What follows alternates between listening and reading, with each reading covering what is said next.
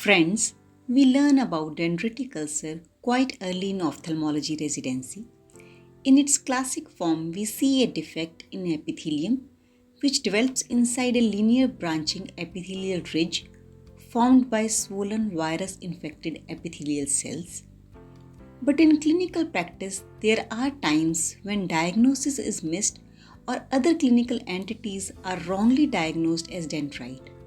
Mostly diagnosis is missed when we don't stain ulcers or when dendrite has lost its classical form and widened to form a geographic ulcer.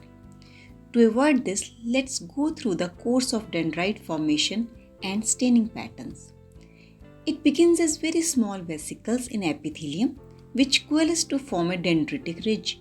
We rarely see these stages, but if we do fluorescence stain, this ridge will appear dark against the backdrop of green tear film, as at this stage it is a raised structure and epithelium has not yet shed. This virus-infected epithelium will take up stippled fluorescent stain. Here, a known case of HSK stopped oral antiviral prophylaxis. Within few days, he developed irritation. This is the stage when dendritic ridge is elevated but central epithelium is about to shed off. These cells take up rose bengal stain very well. They appear red in white light and blue if we use the green filter. Usually de-epithelialization happens quickly and now it's an ulcer which takes dark green fluorescent stain. We mostly see patients at this stage. Rose bengal dye which stains devitalized cells stains the margins of the ulcers where the cells are infected by virus. Let's go through some clinical scenarios. This is the early stage of dendrite formation. Central crater has formed but branching pattern is yet to develop. Mostly dendrites are central or paracentral. In this atypical case, dendrite is peripheral and central lesions have yet not coalesced into dendritic pattern. In these two cases, linear defect is widening, forming dendrogeographic pattern. In fact, when dendrite widens very much, it assumes a geographic shape. Now the scalloped margins of epithelial defect and remnants of dendritic projections are the clues. In the absence of classic dendrite, we should pay attention to presence of ghost scars, scalloped edges of epithelial defect. Reduced corneal sensation should also raise the suspicion of HSV epithelial disease.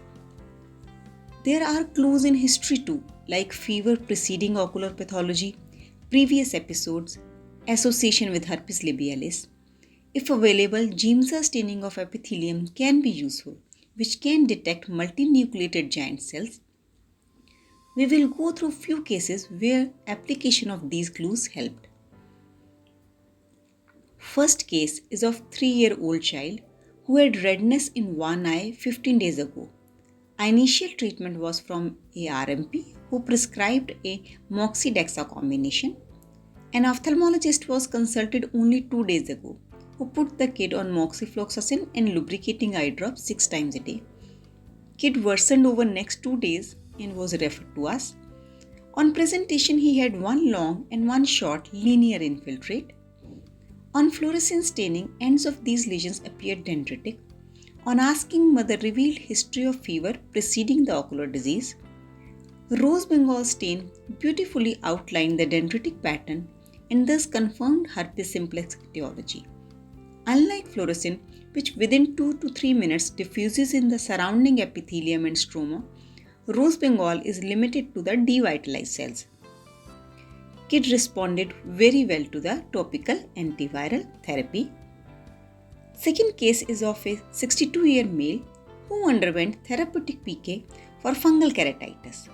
Topical steroids were started when we were sure that there is no fungal recurrence. However, 4 weeks after starting steroids, patient presented with irritation. There was a large central band-like epithelial defect. On fluorescence staining, multiple linear extensions became visible. This made us suspect the herpetic etiology. On rose bengal staining, all the margins and the linear extensions stained beautifully. Defect healed in 6 days with antiviral treatment. Sometimes we get misled by history too. This lady gave history of trauma with leaf. Treating ophthalmologist had given netta and antibiotics in 4 times dose. Edges of defect were scalloped and there was no infiltrate. This scalloped epithelium looked suspicious. Since there was no history of fever or previous episodes, we decided to do Giemsa stain. On Giemsa, typical multinucleated giant cells were seen. This test has low sensitivity but high specificity, and low cost makes it a useful tool for those practitioners who don't have access to IFA and PCR. I find Giemsa a very helpful tool. Now we will discuss an entity which is confused with dendritic ulcer, but actually it is a sequelae of it. This 56-year female was a known case of HSK. Unfortunately, she was put on steroids without any antiviral cover. When she presented to us, there was a large geographical ulcer. This ulcer responded very slowly to topical antivirals, hence oral antivirals were started. This is the course of healing. When epithelium healed, it got heaped up along the junction. Usually it happens at the center of geographic ulcer and its shape is linear and branching. That's why it's called dendritic epitheliopathy. It should not be confused with dendritic ulcer. Unlike ulcer, there is no defect. Heaped up epithelium and surrounding areas may show SPKs on staining, as regenerated epithelium has still not gained the normal anatomy.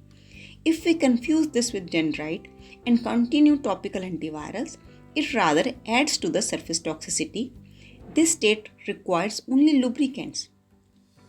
Sometimes I get patients like these two cases who are on antivirals though the etiology is not viral. These two cases healed without any antiviral treatment.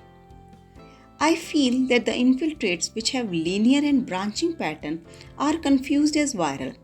We need to remember that dendritic ulcer is a type of epithelial disease and not a stromal disease.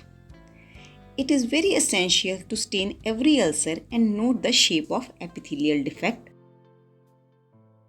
In fact, an infiltrate with linear projections is more likely to be fungal.